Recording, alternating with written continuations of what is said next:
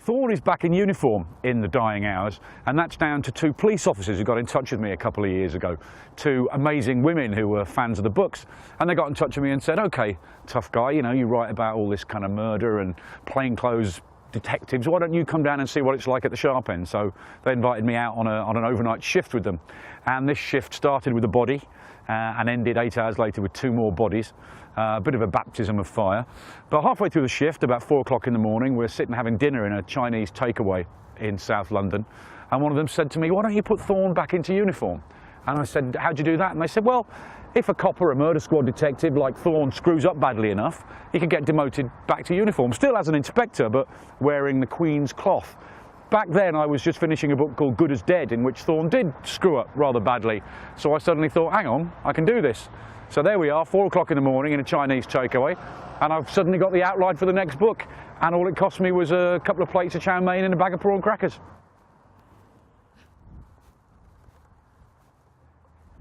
Because of the nature of the murders Thorne is investigating in The Dying Hours, makes things a little bit difficult on the domestic front. He's unable to trust anyone.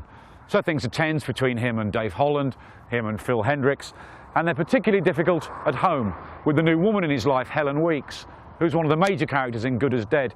He's settled down with Helen now and with her young son Alfie. He's pretty happy on the whole, Thorne, at the moment, and that's what readers want. Or up to a point it is, because they get in touch with me saying, can you make Thorne a bit happier, but then can you snatch that happiness away from him, brutally? And I'm supposed to be the twisted one.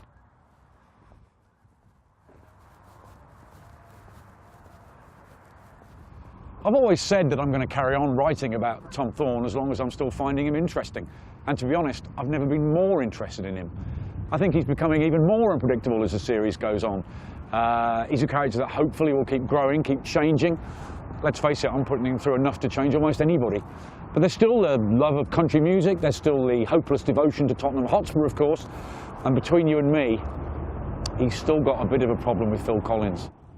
If and when the time comes to say goodbye to Tom Thorne, I'm still not sure the best way to do it. Yes, a grisly death is tempting, but I don't think I can cope with the hate mail, particularly from the female readers who get in touch with me to tell me that they're in love with him. So I think what I might do is just have him settle down with Phil Hendricks and open a nice antique shop in the Cotswolds. Still a fairly long way off though, because the next Tom Thorne novel is already up and running. I don't want to say too much about it, other than it's a kind of twisted road trip featuring Thorne and an old adversary, one of the nastiest villains he's ever put away. And between you and me, I'm really enjoying writing that character again.